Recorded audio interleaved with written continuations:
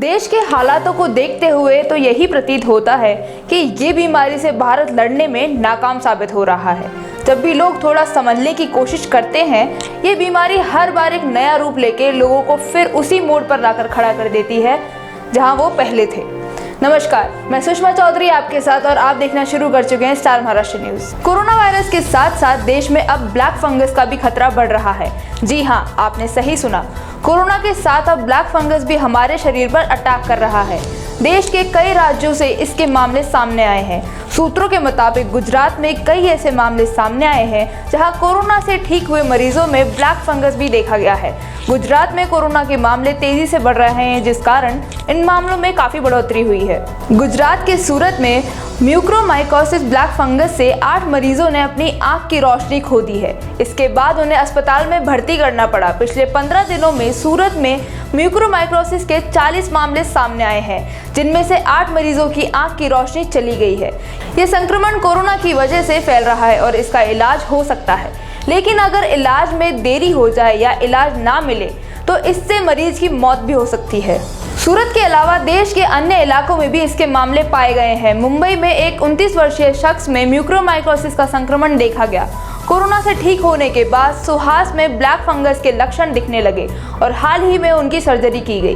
दिमाग तक ये इन्फेक्शन ना पहुंच पाए, इसके लिए डॉक्टरों ने सुहास के ऊपरी जबड़े को हटा दिया।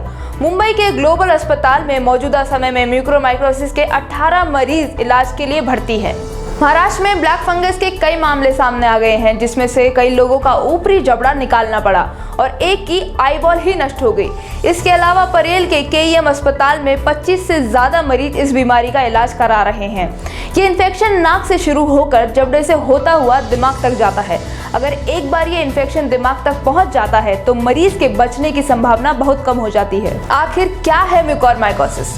अमेरिका की CDC के मुताबिक म्यूकोरमाइकोसिस या ब्लैक फंगस एक दुर्लभ फंगल इन्फेक्शन है, लेकिन ये गंभीर इन्फेक्शन जो मोल्स या फंगी के एक समूह की वजह से होता है। ये मोल्स पूरे पर्यावरण में जीवित रहते हैं। ये साइनस या फेफड़ों को प्रभावित करता है। कोरोना वायरस से ठीक होने के बाद 2-3 दिन बाद म्यूकोरमाइकोसिस या ब्लैक फंगस के लक्षण दिखाई देते हैं।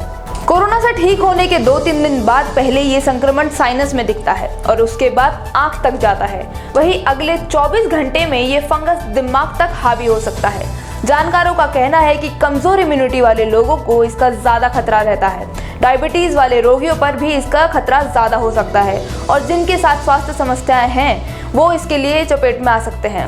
ये सामान्य तौर पर उन मरीजों में ज्यादा देखा जा रहा है जो कोरोना से ठीक हुए हैं, जिन्हें पहले से कोई बीमारी थी। तेज सरदर्द और आंखों में लालपन इसके 2 सामान्य लक्षण हैं। दिल्ली के एक बड़े निजी अस्पताल ने एक दिन पहले ही कोविड के कारण ब्लैक फंगस के बढ़ते मामलों को उजागर किया था। पॉल ने कहा, फंगल इन्फेक्शन जिसे म्यूकोरमाइकोसिस कहा जाता है वह कोविड-19 की बीमारी में पाया जा रहा है। यह म्यूकर नाम के फंगस के कारण होता है जो गीले सतह पर पाया जाता है। यह मुख्यतः उन लोगों को हो रहा है जो मधुमेह से पीड़ित हैं। यह उन लोगों में सामान्यतः नहीं पाया जा रहा है जिन्हें मधुमेह की शिकायत नहीं है।